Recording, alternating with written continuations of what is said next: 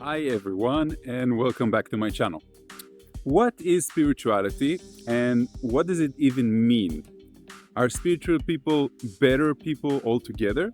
Are they at least trying to work on themselves, unlike a lot of people who are not into personal development? I mean, what I've noticed is that the more spiritual you are, and that includes several high-ranking mentors that I know, the more condescending I notice people become, although they learn how to hide it with a smile. From the Dalai Lama's teachings, a spiritual person will have two main characteristics. The first is modesty, the second is general empathy. And I asked myself for many years, why these two specific characteristics? Why not tranquility? Why not altruism? Why not happiness or being able to completely accept and let go of the things that most people struggle with? And the answer is simple. Modesty and compassion are the building blocks that all other, more advanced characteristics rely upon. I'll explain a little bit about why they are the building blocks, and in the end of the video, I'll give some basic exercises to help you manifest them in your life. The illusion of separateness is known. The more the ego has control over our decisions, the more selfish we are, and the less in unity and harmony we have in our life. This is what we see as materialism and selfishness. When I say illusion, it's because deep down, our souls are still connected directly through Source's energy, and when we remove the obstacles of the human drama, we connect to that divine source within us. There were times in our lives that we were naturally connected to it and we had less selfishness in our life. So, if we work on our modesty, what we are actually doing is relinquishing our ego's control. Most spiritual people I know have not really done that. Not only have they not done that, they are under the illusion that they have, which is another way our ego controls us, a more manipulative way of control. Don't get me wrong, I don't think that we should completely get rid of our ego. It plays an important part in protection of our character and our beliefs. I'm referring to the process of recognizing our ego and not letting it make decisions for us, sort of like being its big brother. That means less thinking, less analyzing, more intuition, and more presentness, or simply put, more being in your life. If we were modest, we wouldn't be judging so much. Wouldn't be judging other people, reality, God, because judging reality can be something as simple as being disappointed that we didn't get something that we wanted. Expectations create disappointments, which then create other negative emotions. Humble expectations usually bring better results, and that is part of being modest. Modesty is about silence. It's less talking and more listening. Even when you have lots and lots of things to say, it's about easily admitting past mistakes.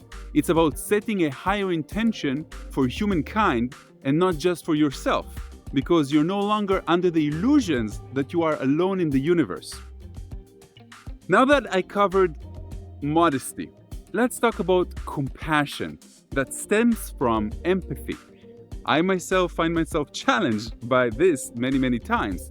So I asked ChatGPT to define empathy for me, as I know it summarizes all sources into a simple explanation, and I wanted to grasp what the definition is for most people. The response was that there are two general types of empathy. The cognitive empathy, which refers to the intellectual understanding of another person's perspective or emotions, recognizing and interpreting the feeling of others, which can help in navigating social interactions and relationships. And the second type was emotional empathy, the capacity to physically feel what another person is feeling, which creates a shared emotional experience. It goes beyond the simple understanding of the other party and leads to an emotional connection with the other party. Since our beliefs is what gives us experience, and compassion and empathy are fundamental building blocks of spiritual development because they create deeper connections with ourselves, with others. When we cultivate compassion, we not only understand the suffering of others, but also feel motivated to help them. This selfless concern creates a sense of unity inside us, which then breaks down the barriers of isolation and the loneliness that many people experience. Again, this is all part of the illusion of separateness that I'm referring to. People that have high vibration, people that fast a lot, people that see the true unity, they can see beyond that filter. Empathy, on the other hand, allows us to truly understand and share in our experiences of others. By putting ourselves in someone else's shoes, we develop a profound sense of belonging. This awareness helps us realize that we are all part of a larger human experience, which can be incredibly liberating. Together, compassion and empathy encourage us to transcend our individual struggles and fears, and that promotes personal development. They help us let go of ego-driven thoughts and create a mindset of love and understanding. By embracing these qualities, we can jump to our next level in our personal development. Ultimately, compassion and empathy enable us to create a more harmonious world where we support one another on our journeys towards more awareness and, I would say, even enlightenment, even though it's far-fetched. So, how can we cultivate modesty, compassion, and empathy in our life? I'll give you a few different ways. Number one, apologize more. Now, this doesn't make you any lesser of a person. Quite literally, the opposite. The part of us that doesn't want us to apologize is the part we're trying to minimize.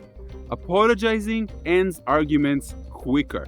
Apologizing, even when we think we are right, it helps us develop empathy to the other side and in the same time elevates our modesty.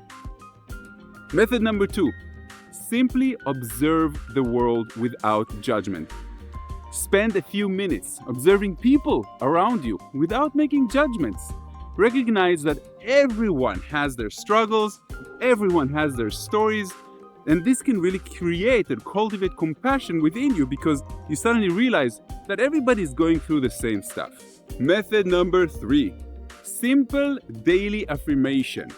I embrace the strength of others and strive to be of service to them. Repeat this to reinforce your commitment. Method number four, and this is the funny one. You want to try to occasionally dress very casual to places you know you will be seen and perhaps judged by you, others, in society. I'll give you an example. In the summertime, I come barefoot to my kids' kindergarten and school because I know not many people know who I am. You know, I've had my 15 minutes that was 10 years ago. So if I get a stare from someone about it, I gently smile back. Method 5, active listening. Starting from now, during your conversations, I want you to practice active listening, and that means giving your full attention to the person speaking without interrupting them. Even when you have something to say immediately, you want to reflect back what you've heard, you want to show understanding and empathy, and you want to engage in their topics and try to really understand their point of view without canceling it.